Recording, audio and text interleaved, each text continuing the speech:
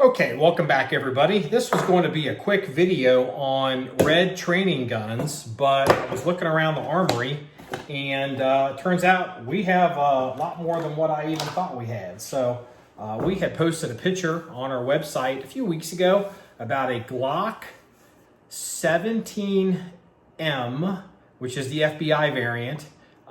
P is P for practice. And so I don't know if it's 17PM or 17MP.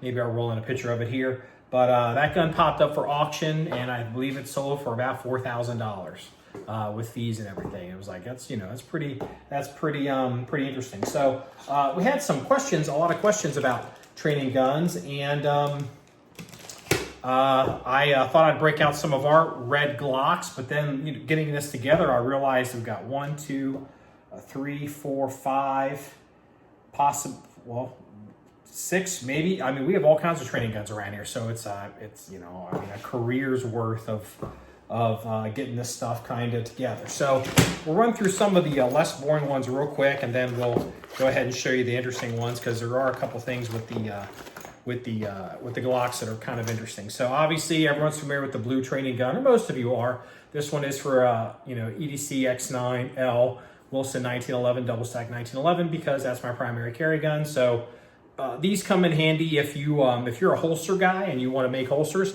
or let's say you out there want somebody to make a holster for you, but you have some gun that they don't make a holster for it, and you don't want to send them your gun. If you can get a blue gun for 30, 40 bucks, send it to them. They typically can make a holster off of the blue guns. So blue guns, obviously, they're just a hunk of plastic, no big deal. So I guess we'll go into the next one. This is the laser light system. These were popular a few years ago. It's a kind of a little it's a carry system. When I say carry, it actually carries a little laser module, and so you can insert this into the barrel of your gun, and the vibration from the hammer or striker dropping pops the laser, and that causes trips the laser, and that causes a little laser beam to come out, and you can kind of look at your laser thing. There's good and downside to that. The downside is some people have a habit, instead of looking through their sights or reading their sight picture, they look over their gun and they look for the laser dot, which is counterproductive to actually training and shooting. Ask me how I know. This is from the same company. This is a insert, it goes into the chamber of your real loaded gun, and when you dry fire it pops a little red dot, and it does the same thing as this. Sometimes if you have a little red or a little box that can read them, it'll mark your hits if that's something you're into. I find the little red box thing not be that effective. So I guess we'll do this one next. Got this one years ago. This is the only 2011 I guess I've ever owned. So technically, this is an actual Colt Airsoft double stack, airsoft gun.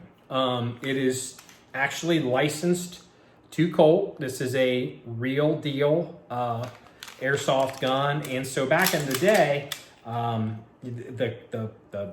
guess you airsoft guys know this. The magazines hold the little white BBs, and then you use a canister and you charge. This is the air tank for the gun. Back in the day, when I was working at a place, they did a lot of force-on-force with airsoft guns, but it was mostly Glock. And being a 1911 guy, and occasionally we would have 1911 guys come through, I went out on my own dime and bought this. I couldn't find a single stack one at the time, so I had to live with this. But the real value of this is the actual thumb safety, because a lot of people under stress, if they casually carry a 1911, they miss that safety. So anyway, that's really not why we're here. And now we'll go into the real common one, the really well-known one. Now, I don't know, this is labeled as I'm Marksman, and I don't know why that is. Maybe that's the parent name of the company. But this is unload the training gun. This is the Cert Pistol. This is a Glock formatted Cert Pistol, and it is metal framed polymer slide. It's got a weighted, which is pretty cool. This is pretty neat. It's got a weighted magazine, so it simulates a a loaded gun. Also, maintain trigger discipline or trigger finger discipline with this. So if I can show this on. This also, can I do it? We shoot there. I may have to do it here. So breaking all the rules, but so you can see the camera, it shoots a little laser light out. Also, you can even have a setting. Let's see if it'll do it. It'll do the pre. This is a prepping the trigger on the wall and then breaking the shot. This is actually pretty handy for instructors that deal with a lot of new shooters. If you are trying to monitor their actions with their trigger fingers, especially the pre-indicator on the trigger is a good tell to, if someone's moving quickly and you see the 2 dots or you see the pre-dot before the shot breaks, this that can come in very handy. However, one of the downsides I find with these type of guns, the Cert Trainers, one thing that shoots a red dot out of it is a lot of people, for me, I'm speaking for myself and I'm not Jerry Michalik, so, don't take my advice, but this is just my opinion. I think a lot of people tend to, when they use these red dot guns, these trainer guns, they tend to look for the dot. And what you really need to be doing is reading your sight picture and calling your shots based off your sights, not looking over the gun for the dot, because it's not like you can throw this up, make a good shot or a bad shot, and then look and see if you hit your target, because it just, the dot disappears once you let go of the trigger. So you end up looking over the gun for the dot to see if it hit, and then it makes a bad habit of not looking through your sight picture. My opinion, but it is what it is, but these exist. Now, let's get to what started this entire thing. Let's get the first one first. Okay, and we'll bring the first one first. The Glock Red Guns. So, this is I think it's a Gen 3 you'd call this. This is a Glock, which is typically the Glock Red Gun. This one's actually a Glock 22. It is labeled as 22P for practice. If it was a 17, it'd be labeled 17P for practice, just like that FBI gun. This is legally a firearm. So when you'll actually pay more for this than you will for a Glock from the factory. It is transferred as a firearm. There's a 4473 involved. And I am told that this gun basically simulates every action of an unloaded Glock. So you can work the slide, work the trigger stays back, striker drops, work that tap rack, except it won't actually fire. This has a blocked chamber. It will load a round, even a real round. It has a dead chamber in it, so it's a dead end chamber. The breech face does not actually have a firing pin coming through it. The front of the barrel is cut to designate that it's not really barreled. The very front crown is plugged. Also, the barrel hood has a blowout hole. It wouldn't really blow out, but it's a way to show that this gun is not going to be capable of firing. However, I am told, let me go ahead. I am told that with these guns, if you were to take a regular Glock 17 or 22 upper Gen 3 and slide it on this, it would fire. And so, that can be pretty bad. They're not, I wouldn't call these restricted. They're sold through the Glock law enforcement training channels. And any of you who have ever gotten a blue label Glock know that's not impossible to get a hold of. So I wouldn't sweat it. My opinion, why these are kind of held close to the vest is, number one, somebody could theoretically, put a real, slide on it and run around with a red Glock, and it's a real gun, and that could be a mess. And that's true. I think these guns have a tendency to breed bad habits because it looks like a Glock. You can't really experience this at home. It looks like a Glock. It feels like a Glock. It works like a Glock. It squeaks like a Glock. The trigger drops like a Glock, okay?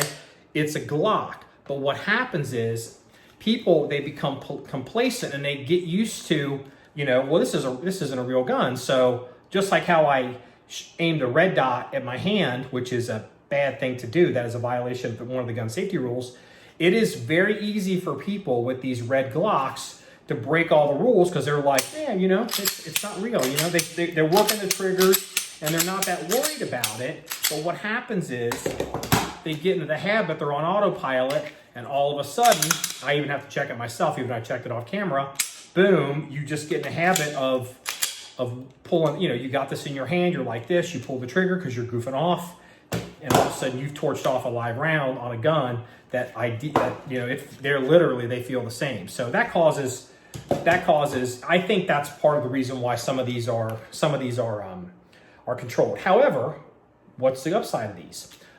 Teaching somebody who doesn't know anything about firearms or handguns some very specific things about weapons manipulation, sight alignment, you know, doing stuff, and you literally can have a group of students around you, and technically everybody understands this is a dead gun, there's not going to be any accidents. So, but how far do you take that? Again, gun safety rules, every gun is loaded, you treat this one like it's loaded, you keep your finger off the trigger, and, you know, same. So, you know, uncommon, but again, you could probably get one of these for, I don't know, $600-700 new from Glock, as opposed to paying $4,000 for the FBI marked one on the gun auction. However,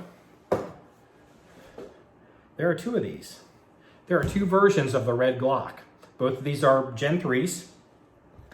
This one is a little less common, and it's called the, sure, this is a Glock 17, and it is a 17R, CR for on there on the slide, as opposed to this one is a 17P, and the FBI one was a, what is it, 17MP or whatever it was, P for practice. The R either stands for reset or repeat, depending on who you talk to.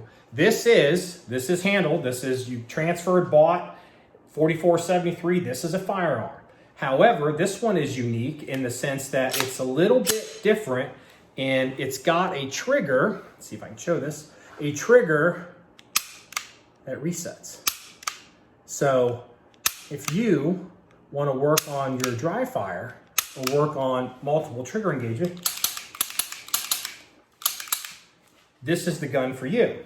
However, same problem, it breeds bad habits. Because now, if you don't treat it like a gun, you're not totally safe. You know, if you're not disciplined with it, because you're like, oh, I know it's safe, it's never going to fire, and you start going like this, you're like, oh yeah, I'm working my trigger, and you're not really set up in a structured dry fire environment. You have a real Glock in your hand, and you get undisciplined, guess what happens? So now, some of you may have caught onto something that I guess is the $1 million question.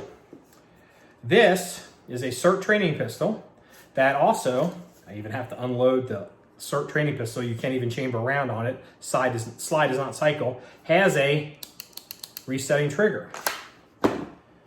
Factory Glock, also the resetting trigger one does not have a blowout chamber.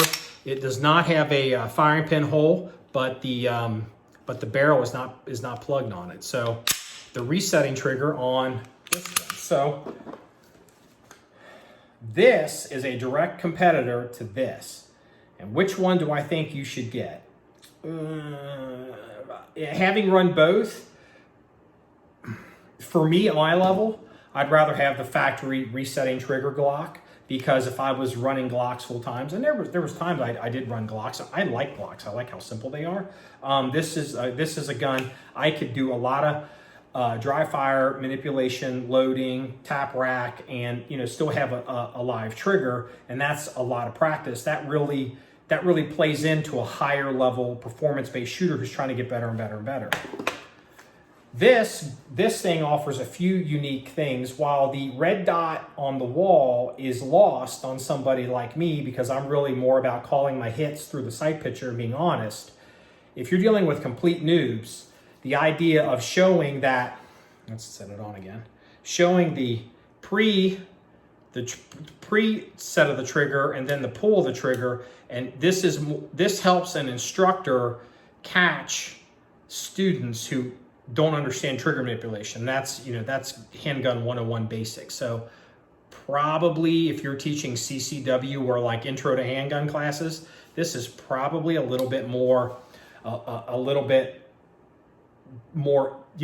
money better spent for you. And it's got the weight of a gun. It kind of feels like a gun. It will fit. It will holster as a Glock, even though it doesn't look like a Glock. So in some ways, this can't be mistaken for a real gun. So maybe there's a little bit of that, mental, suspension of disbelief where maybe this wouldn't breed as many bad habits as one of these red Glocks. So if you're dealing with a lot of low-level handgun 101 type people, this is probably the gun for you. So, alrighty. So, well, you know what? Honorable mention. Let me go ahead and mention this. There is another Glock that they come from the factory. It's the blue Glocks. The early ones had metal slides. The later ones have a plastic slide. It's a blue framed gun. I'll roll in a picture of it. And those are the blue marking training round guns for force on force. They're kind of dangerous. Those are also treated as handguns, and it should be obvious for why those are dangerous, because you shoot somebody in the face with one of those, you can hurt a dude. We used to call them UTMs.